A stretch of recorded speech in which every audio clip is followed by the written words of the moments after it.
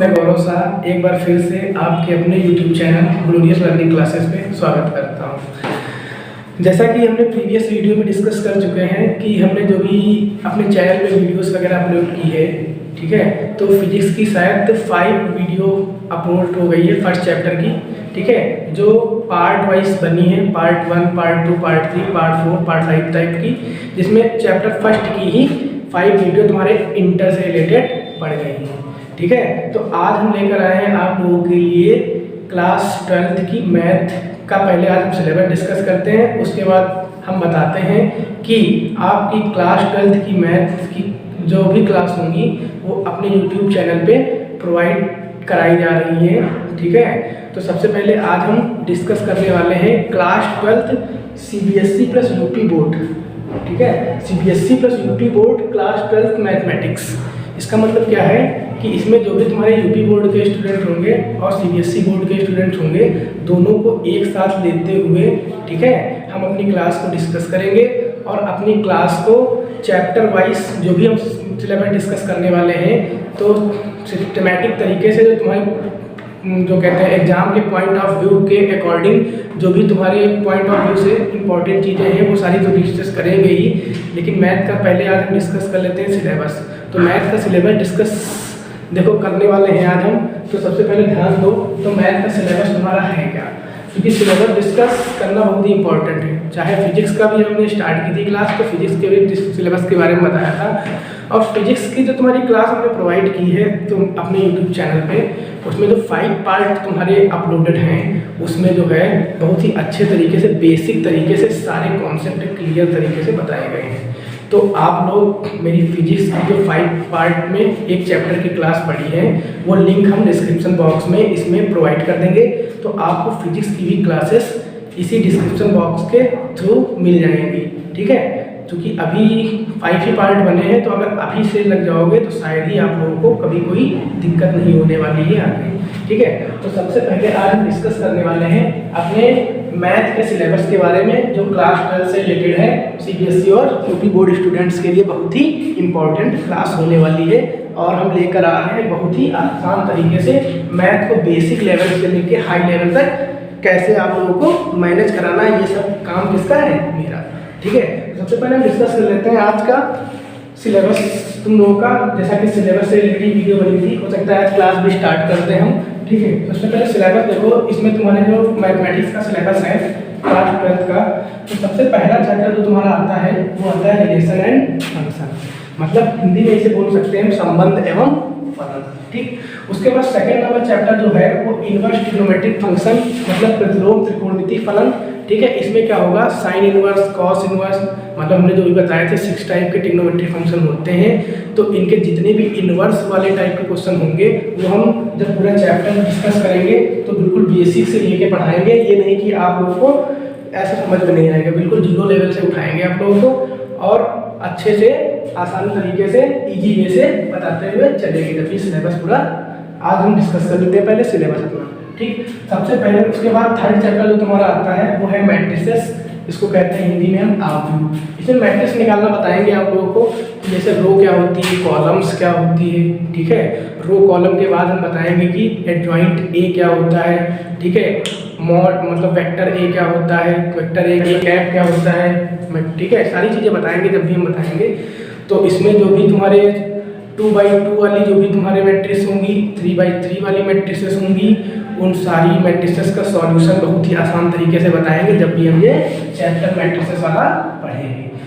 Fourth number chapter तुम्हारा है वो है डिटर्मिनेंट, इसको कहते हैं हम क्या, सारणी, ठीक। तो सारणी वाला जो चैप्टर है तुम्हारा, जो डिटर्मिनेंट चैप्टर है, इसमें हम डिटर्मिनेंट निकालना बताएंगे आप लोगों को, डिटर्मिनेंट कैसे फाइंड किया जाता है, ठीक है। तो आज हम सिलेबस डिस्कस कर रहे हैं, तो आगे की थीम आप लोगों को क्लियर कर देंगे कि आप लोगों के क्लास 12 में क्या क्या इंपॉर्टेंट है, क्योंकि यही यूपी बोर्ड में जो भी तुम्हारे इंपॉर्टेंट चीज़ें हैं जो तुम्हारे पेपर में पूछी जाने वाली है वो सारी चीज़ें हम डिस्कस करेंगे, ठीक है। बिल्कुल 0 से पहला चैप्टर जब स्टार्ट करेंगे तो आप लोगों को लगेगा कि हाँ कंटेंट कुछ बढ़िया मिल रहा है हमको यूट्यूब पे, ठीक है, क्योंकि जो भी कंटेंट प्रोवाइड करेंगे आप लोगों को बिल्कुल बेसिक से ले जाएंगे, ठीक।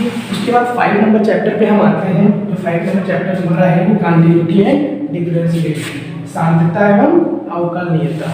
इसका मतलब ये हुआ कि जो तुम्हारा कोई भी फंक्शन होगा वो तुम्हारा क्या होगा, कॉन्टिन्यूअस होगा या नहीं होगा। ठीक है, इसके बारे में बताएंगे कॉन्टिन्यूटी की क्या क्या शर्तें होती हैं। ठीक है, उसके बाद हम ये भी बताएंगे इसमें कि डिफरेंशिएबिलिटी मतलब क्या हुआ, अवकलन। तो अवकलन से रिलेटेड जो भी तुम्हारी चीज़ें होंगी बेसिक, वो सारी चीज़ें इसमें डिस्कस करेंगे। उसके बाद तुम्हारा 7 नंबर चैप्टर जो है, ये 7 नंबर चैप्टर जो तुम्हारी स्टार्टिंग होती है ये तुम्हारा आता है मैथ सेकंड में। ठीक है, इसका मतलब मैथ फर्स्ट में तुमको 1 2 3 4 5 6 चैप्टर ओनली रीड करने हैं। ठीक, तो उसके बाद मैथ सेकंड जो तुम्हारा है उसमें ओनली कितने चैप्टर हो गए, 6 इसमें है, तो टोटल इसमें कितने होंगे 7 चैप्टर। मतलब मैथ सेकंड में 7 चैप्टर है, मैथ फर्स्ट में 6। मतलब सिलेबस तो हो ही जाएगा आप लोग का, बिल्कुल कंप्लीट करा देंगे दिसंबर तक, आप लोग को कोई भी दिक्कत नहीं होगी। ठीक है, कहीं से भी इधर उधर भटकना नहीं पड़ेगा यूट्यूब पे कि कहीं अच्छा सा कंटेंट ठीक ठाक मिल जाए। जब मेरी वीडियो देखोगे तो शायद ही आपको लगे कि हाँ कि बेस्ट कंटेंट मिल रहा है आप लोग को। 7 नंबर चैप्टर जो है ये मैथ सेकंड में आता है, जो है इंटीग्रल्स। ठीक, इंटीग्रल्स मतलब समाकलन। समाकलन का साइन सबसे पहले ये होता है, इसमें हम बताएंगे जितने भी समाकलन या इंटीग्रल से रिलेटेड जितने भी फॉर्मूले वगैरह होते हैं बिल्कुल बेसिक से बताएंगे कि समाकलन की डेफिनेशन क्या होती है, समाकलन होता क्या है, समाकलन किन किन की, ठीक है, कौन से बेसिक मामले होते हैं इसके। ठीक है, उसके बाद जो 9 नंबर चैप्टर है, अगर तुमको 8 नंबर चैप्टर जो है अगर 7 नंबर अच्छे से हम समझा देंगे तो 8 नंबर में कभी कोई दिक्कत नहीं आएगी। क्यों? क्योंकि इंटीग्रल्स के एप्लीकेशंस के बारे में से पढ़ रहा है, समाकलन के अनुप्रयोग के बारे में। ठीक है, उसके बाद 9 नंबर चैप्टर जो तुम्हारा है वो है डिफरेंशियल इक्वेशन, मतलब अवकल समीकरण। ठीक, अवकल समीकरण क्या होती है, व्हाट इज डिफरेंशियल इक्वेशन। ठीक है, ये सारी चीजें हम डिस्कस करेंगे तो चैप्टर की। आज हम मेरा मोटिव क्या है कि आप लोगों की थीम क्लियर करना कि आप लोगों के 12th में कौन कौन से चैप्टर आने वाले हैं। ठीक है, तो 11th नंबर चैप्टर जो तुम्हारा है 3D ज्योमेट्री, इसको कहते हैं 3 डायमेंशन। ठीक है, 3 डायमेंशन का मतलब क्या हो गया, त्रिविमीय ज्यामिति का परिचय। 3 डायमेंशन टाइप से जो भी क्वेश्चन होंगे इसमें सब डिस्कस करेंगे। 12 नंबर चैप्टर जो LPP लीनियर प्रोग्रामिंग प्रॉब्लम, इसमें भी जो भी तुम्हारे फिगर वाइज क्वेश्चन होंगे वो सारी चीजें बताएंगे। 13 नंबर चैप्टर जो 11th से भी पढ़ के आए हो, प्रोबेबिलिटी जिसको कहते हैं प्रायिकता। ठीक है, तो तुम्हारा सिलेबस कितना है, प्रोबेबिलिटी अच्छे से पढ़ाएंगे। इसमें प्रोबेबिलिटी में कौन कौन से क्वेश्चन बनेंगे तुम्हारे, जैसे मान लो कार्ड वाला कोई क्वेश्चन हो गया, बॉल्स वाला हो गया, ठीक है, डाइस वाला हो गया तुम्हारा। ठीक है, और जितने भी जिस टाइप के क्वेश्चन होंगे वो सारी चीज़ें इसमें हम डिस्कस करेंगे। तो सबसे पहले आज हमने सिलेबस तो डिस्कस कर ही लिया है, तो हम सोच रहे हैं आज से क्लास भी स्टार्ट कर देते हैं 12th की। ठीक है, ठीक रहेगा, क्योंकि आज हम मान लो सिलेबस डिस्कस करें तो आप सिलेबस की अलग वीडियो देखें, फिर उसके बाद वो, तो आज से ही हम क्लास स्टार्ट कर रहे हैं आपकी। ठीक है, तो सबसे पहले मैथ सेकंड को लेके चलेंगे, जो मैथ सेकंड तुम्हारी है इंटीग्रल्स पार्ट। सबसे पहले ये चैप्टर लेके चलेंगे, उसके बाद धीरे धीरे एप्लीकेशन ऑफ इंटीग्रल्स पढ़ा आएंगे। उसके बाद ये 2 चैप्टर क्लियर करने के बाद मैथ सेकंड के, उसके बाद फर्स्ट वाले के 2 चैप्टर क्लियर कर देंगे आप लोग। मतलब जो है सिस्टमैटिक तरीके से पढ़ेंगे। जब भी हम सिलेबस डिस्कस किया तो अभी से हमने बता दिया किस किस टाइप से हमको आप लोगों को क्लास प्रोवाइड करानी है। सबसे पहले मैथ सेकंड के 2 चैप्टर क्लियर करेंगे, उसके बाद क्या करेंगे, मैथ फर्स्ट के 2 चैप्टर है, first chapter relation and function और इनवर्स ट्रिग्नोमेट्री फंक्शन, उसके बाद इसको हम डिस्कस करेंगे। ठीक है, सिलेबस ज़्यादा नहीं है, टोटल कितना है 13 चैप्टर है, तो इसमें क्या है कुछ बस मेरे साथ जुड़े रहो, शायद तुम लोगों को मैथ बिल्कुल ईजी लगेगी 12th की।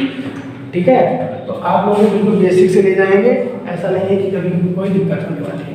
तो चलो फिर अपन सिलेबस डिस्कस कर ही चुके हैं, तो हम स्टार्टिंग करते हैं मैथ सेकंड से। ठीक है, इसके 2 चैप्टर के बाद इसके 2 चैप्टर। तो सबसे पहले इंटीग्रल्स में आते हैं। इंटीग्रल्स मतलब समाकलन, बताते हैं समाकलन होता क्या है, इंटीग्रल्स क्या होता है। ठीक है, आज हम बेसिक चीज़ें बता देते हैं इंटीग्रल्स की।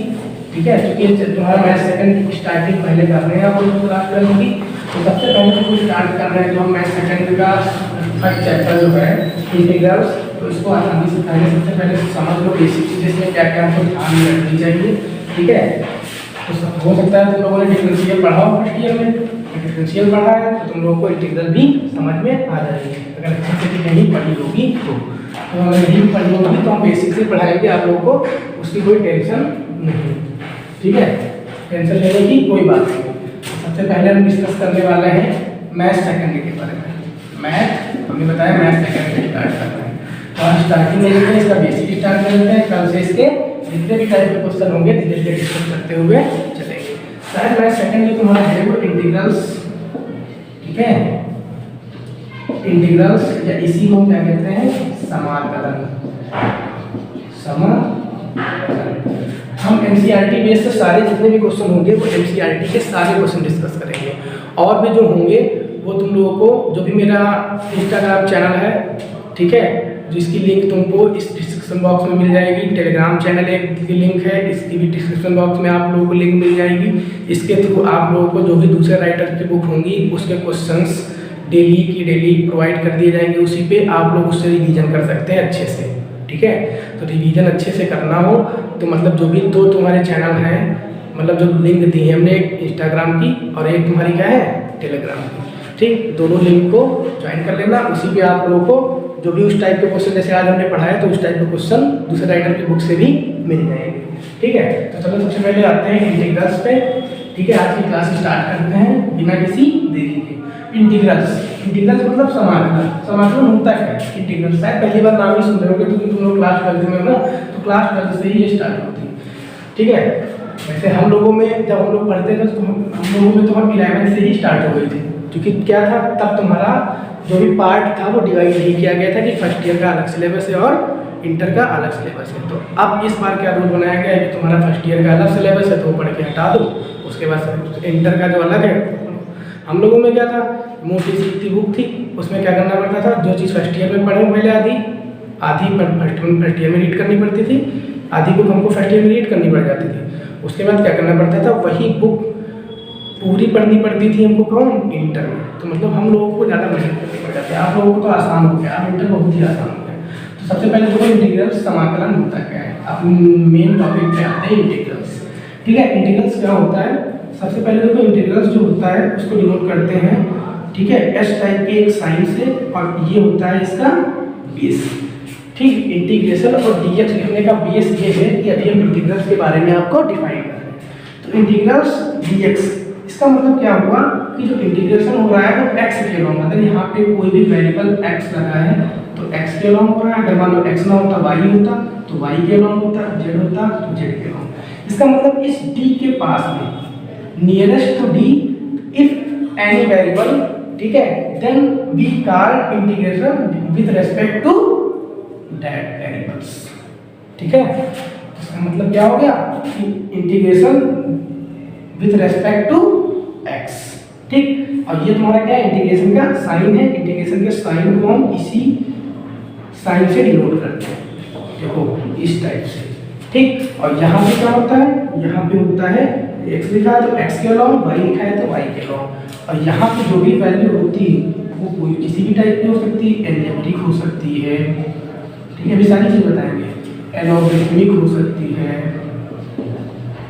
ठीक है। एलोगरिथमिक के बाद मतलब बीजगणितीय हो सकती है, लघुगणक वाली भी हो सकती है, एनी कांस्टेंट वैल्यू भी हो सकती है, नियतांक वाली, ठीक। उसके बाद कौन सी हो सकती है, जैसे मान लो तुम्हारा हो गया एक्सपोनेंशियल वाली भी हो सकती है, एक्सपोनेंशियल वैल्यू भी हो सकती है, ठीक। मतलब यहाँ पे जो हमने बॉक्स बनाया है इसी के अकॉर्डिंग तुम्हारे फॉर्मूले बनेंगे। अभी हमने बता दिया कि इंटीग्रेशन होता है, इंटीग्रेशन का साइन ये होता है और ये अगर एक्स लगा है यहाँ पे अगर तो हम लिखेंगे with respect to X, integration with respect to X. चलो अब आते हैं, ये इतना तो बेसिक था तुम्हारा, ठीक है। अब इसके आते हैं, अब इसके साथ तुम लोगों ने डिफरेंशिएशन पढ़ा होगा, तो हम जो आज डिस्कस करेंगे इंटीग्रल में तो उसमें डिफरेंशिएशन और इंटीग्रेशन दोनों के फॉर्म के साथ में लेते हुए करेंगे, ठीक है। सबसे पहले देखो एक तरफ हेडिंग बना लो, साथ में देखते जाना, नोट तो तुम बाद में भी कर सकते हो, नोट तुम्हारी बुक में भी। अगर ये चीज़ तुम्हें समझ में आ गई तो माइंड में ये वैल्यू कभी भी रन नहीं करेगी इधर उधर, ठीक है। ये हो गया तुम्हारा क्या, इंटीग्रेशन मतलब समाकलन, डिफरेंशिएशन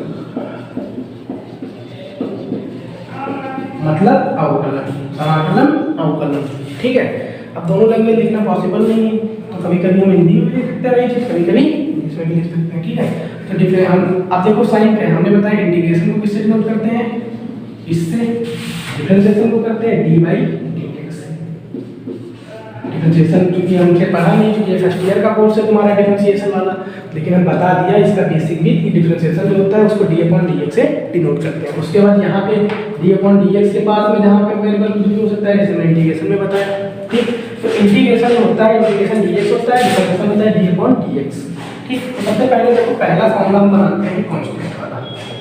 ठीक, मान लो इंटीग्रेशन अगर तुम्हारा क्या दिया है, कोई कांस्टेंट दिया है, any constant, if integration in any constant into dx then it is always with respect to x that value is always क्या इस आंसर, मतलब इंटीग्रेशन कांस्टेंट dx क्या होता है x, और ये c को लगा है क्योंकि जब भी इंटीग्रेशन करते हैं तो c एक कांस्टेंट के रूप में कंटीन्यूअस टाइप से रन करता रहता है।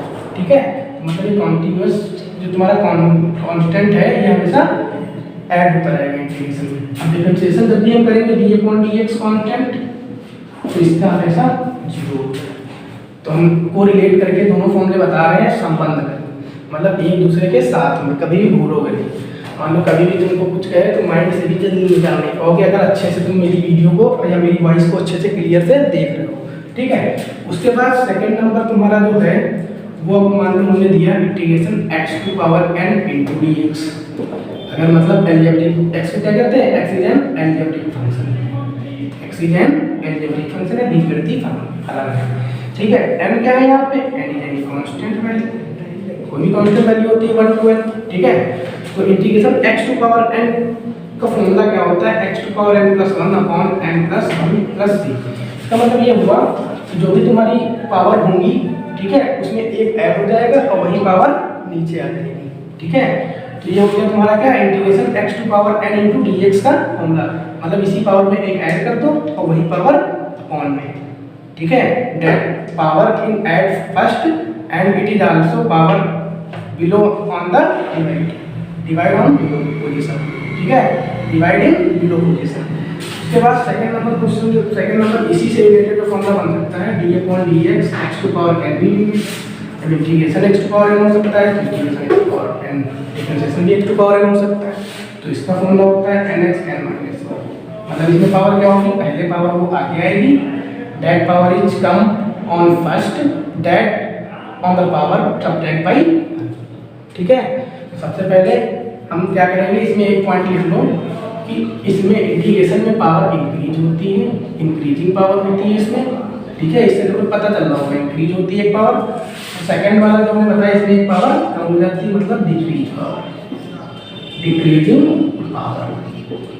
ठीक है, उसके बाद देखो थर्ड नंबर फॉर्मूले पे आते हैं। ये तुमने पॉइंट बता दिया कि इंक्रीजिंग होता है किसमें, इंटीग्रेशन अगर हो रहा है तो उसमें पावर्स का इंक्रीजाइजेशन हो जाता है, मतलब बढ़ जाती है उसमें पावर, और डिफरेंशियल हो रहा है, अगर डिफरेंशिएशन हो रहा है तो उसमें पावर कम हो जाएगी। ठीक है, थर्ड नंबर जो क्वेश्चन तुम्हारा है, मान लो a⁴x है, अब x⁴n था, अब ये a⁴x से सेम नहीं है क्योंकि उसमें क्या था, अलजेब्रिक की पावर कांस्टेंट थी, तो ये फॉर्मूला बना। इसमें कांस्टेंट की पावर अलजेब्रिक है तो इसका फॉर्मूला बनेगा a⁴x log e a + c। ठीक, उसके बाद थर्ड नंबर जो तुम्हारा इसमें बना, ठीक है, इसी के अकॉर्डिंग जो फॉर्मूला बनेगा, इसमें तो वो फॉर्मूला ऐसे लिखना है, इंटीग्रेशन a⁴x dx का होता है, a⁴x को ही जाएगा log e a, log base e a। ठीक है, ये फॉर्मूला होता है। थर्ड नंबर क्या होता है, d/dx log, हम देखो d/dx a⁴x, इसका क्या हो जाएगा, a⁴x इसमें a2 में लिख देते हैं, मतलब कि जो में डिवाइड में क्या log ये, इसमें a2 में log ये लिख देते हैं, इसमें c चलता रहता है, ये पता है कंटीन्यूअस टाइप से। फोर्थ नंबर क्वेश्चन जो तुम्हारा बना वो बनेगा क्या, तो मान लो एक्सपोनेंशियल की पावर x है, तीनों अलग अलग फॉर्मूले, इसमें रिलेटिव फंक्शन था, इसमें कांस्टेंट था, इसमें एक्सपोनेंशियल फंक्शन की पावर x। तो इसका फॉर्मूला क्या होता है, इसका फॉर्मूला e⁴x रहता है, रिमेन सेम। ठीक है, प्लस c। फोर्थ नंबर इसी का, अगर d/dx एक्सपोनेंशियल का करें तब भी e⁴x ही गेट करेंगे हम, प्लस। ठीक है, दैट क्लियर। 5 नंबर, ठीक है, 5 नंबर जैसे मान लो हमने क्या किया, इंटीग्रेशन log x। ठीक है, इंटीग्रेशन ना करो, ठीक है, इंटीग्रेशन 1/x * dx। तो इसका फॉर्मूला ध्यान रखना हमेशा log x होता है। अगर इंटीग्रेशन 1/x हो, तुम सोचो अगर x की पावर -1 ले जाए और इस टाइप का बना दे तो ये एक्सेप्शनल है तुम्हारा क्वेश्चन। ये क्या है तुम्हारा, एक्सेप्शनल। ठीक है, अपवाद है ये, मतलब इंटीग्रेशन 1/x log x होता है। 5 नंबर, अब देखो ये तुम्हारा क्या है, इंटरचेंज वाला फॉर्मूला। यहाँ पे जब हम इंटीग्रेशन 1/x dx करते हैं तो log x मिलता है, लेकिन अगर यहाँ पे हम क्या करेंगे, डी अपॉन डी एक्स करेंगे लॉग एक्स तो क्या मिलेगा आपको 1 अपॉन एक्स। इसमें सी नहीं चलता है, इसमें सी नहीं चलता है, ये हो जाएगा। बताओ 5 तक फॉर्मूले क्लियर हो गए। आई होप तो दोस्तों इसमें कोई डाउट नहीं होने वाला है, क्योंकि कोरिलेट करके पढ़ने से हमेशा एक फ़ायदा मिलता है कि हमको कभी भी वो चीज़ माइंड से डाइवर्ट नहीं हो पाती है। ठीक है, तो सबसे पहले 5 फॉर्मूले जो हैं ये अच्छे से नोट कर लो, उसके बाद हम 6 नंबर फॉर्मूला बताते हैं। ठीक है, आपको रिलेट करके ही फॉर्मूले होंगे सब। जैसे तुम्हारा integration 1 upon x D x log x हुआ, ठीक है, तो D upon D x log x जब करते थे तो 1 अपॉन एक्स रहेगा, मतलब इंटरचेंज टाइप से है। ऐसा नहीं, कभी जिंदगी में कभी भी कोई भी इंटीग्रेशन डिफरेंशिएशन में कोई भी डाउट नहीं आएगा। अगर मान लो कोई फंस रहा हो, कोई फर्स्ट ईयर का हो या इंटर का, अगर इंटीग्रेशन डिफरेंशिएशन में कोई भी फंस रहा हो तो इस वीडियो को देख ले, आप लोगों के लिए बहुत ही हेल्पफुल रहेगी। ठीक है, कि आप लोगों के लिए ही हमने क्या बताया, बेसिक से पढ़ाएंगे तो बिल्कुल बेसिक लेवल से ही लेके चल रहे हैं। ठीक है, आज हम बिल्कुल बेसिक पढ़ेंगे केवल। 6 नंबर जो है इस तरह इंटीग्रेशन ही चल रहा था, 6 नंबर क्वेश्चन है। अब हम ट्रिग्नोमेट्रिक के फॉर्मूले पे आते हैं। ठीक है, ट्रिग्नोमेट्रिक के फॉर्मूले, ट्रिग्नोमेट्रिक के 6 फंक्शन होते हैं तो 6 फॉर्मूले बनेंगे। तो मान लो पहला फॉर्मूला पे बनाया इंटीग्रेशन sin x dx, तो इसका मुझे ध्यान रखना होता है माइनस का cos x प्लस 7 नंबर अगर हम करें इंटीग्रेशन cos x dx, इसका हो जाएगा sin x plus 8 number question integration sec square x dx। अभी देखते चलो, अभी तुमको बस देखते चलो, फॉर्मूले याद करना और फिर कहना। ठीक, sec square x dx tan x plus c। इसी टाइप से 9 number integration cos x square x अगर है तो पता है क्या हो जाएगा, माइनस हो जाएगा cot x प्लस c। ठीक, और उसके आगे वाले जो sin cos tan cot वाले जो भी हैं वो जब आगे आती जाएंगे एक्सरसाइज तो उसमें डिस्कस करते चले जाएंगे, क्योंकि फॉर्मूले बनाने के चाहो तो बहुत बन जाएंगे इंटीग्रेशन डिफरेंशिएशन के। तो स्टार्टिंग में जब हम कर रहे हैं तो जितनी ज़्यादा से ज़्यादा फॉर्मूले तुमको यूज होने चाहिए, पता होने चाहिए, वो सारे आप डिस्कस कर लेंगे। उसके बाद जो भी यूज होंगे उसी चैप्टर वाइज बताते चलेंगे। 9 नंबर हो गया। 10 नंबर क्वेश्चन जो तुम्हारा चैप्टर है, पहले 9 देख लो। अब देखो यहाँ हमने बताया यहाँ से तुम्हारे कोरिलेट वाले फॉर्मूले तो नहीं, इंटरचेंजेबल है। ठीक, अगर हम क्या करें डी अपॉन डी एक्स, जैसे हमने sin x का इंटीग्रेशन किया तो cos x मिला, ठीक है, माइनस का मिला, cos x का किया sin x मिला, चूंकि हमको पता sin, ठीक है, और sec स्क्वायर x का किया तो tan x मिला, cos x स्क्वायर x का किया तो माइनस cot x मिला। अब इसी टाइप से अगर हम मान लो d upon dx sin x का करें तो प्लस का cos x मिलेगा। अभी हम भी बताते हैं प्लस और माइनस साइन कैसे ध्यान रखते हैं। फिर d अपॉन dx अगर हम cos x करें तो ये आएगा माइनस का sin x। अब देखो थोड़ा वही हो रहा है, थोड़ा 11 नंबर जो तुम्हारा क्वेश्चन है d अपॉन dx अगर हम tan x करें तो मिलेगा sec स्क्वायर x, कि हमने बताया इंटरचेंज है। 12 नंबर d अपॉन dx अगर हम क्या करें cot x करें तो मिलेगा माइनस का cos स्क्वायर x। अब देखो कैसे ध्यान रखना है इसको। हमको पता है साइन का हमेशा इंटीग्रेशन करो या डिफरेंशिएशन, जैसे साइन का cos होता है तो डिफरेंशिएशन में भी साइन का cos होता है। ठीक, अगर इंटीग्रेशन में cos का साइन होता है तो डिफरेंशिएशन में भी cos का साइन होता है। ठीक, बस साइन हमको ध्यान रखना है। उसके बाद अगर मान लो हमने क्या किया इंटीग्रेशन sec स्क्वायर dx किया तो tan x मिला, इसमें इंटरचेंज करो।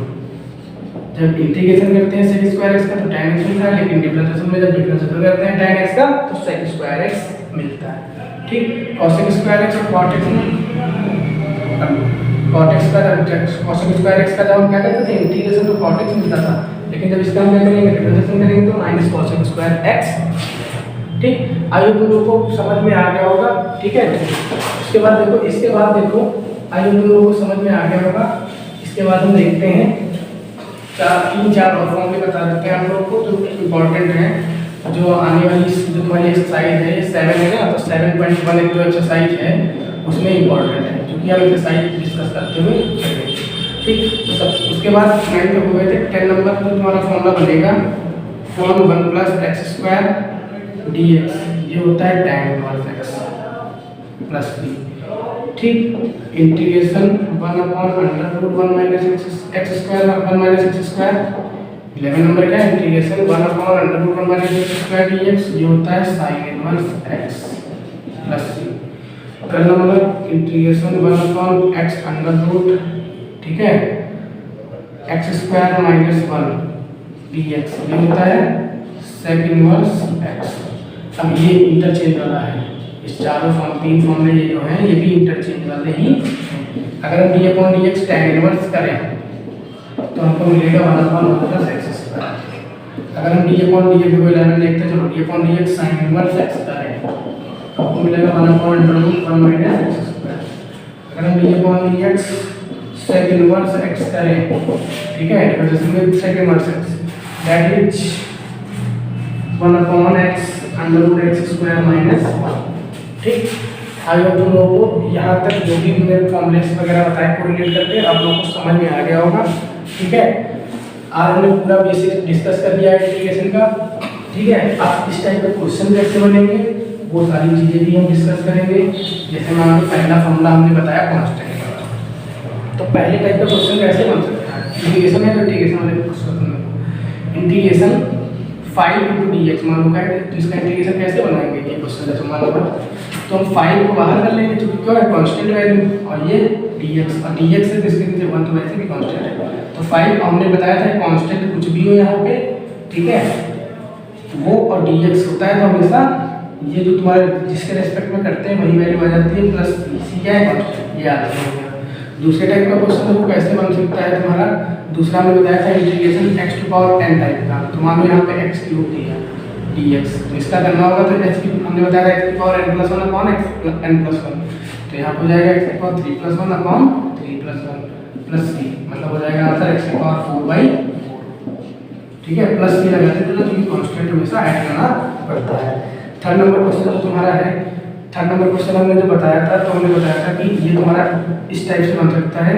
जैसे मान लो a⁴x टाइप का अगर बताएं तो ये मान लो 10⁻x dx दिया है, तो ये किससे सिमिलर है, थर्ड वाले फॉर्मूले से, a⁴x से।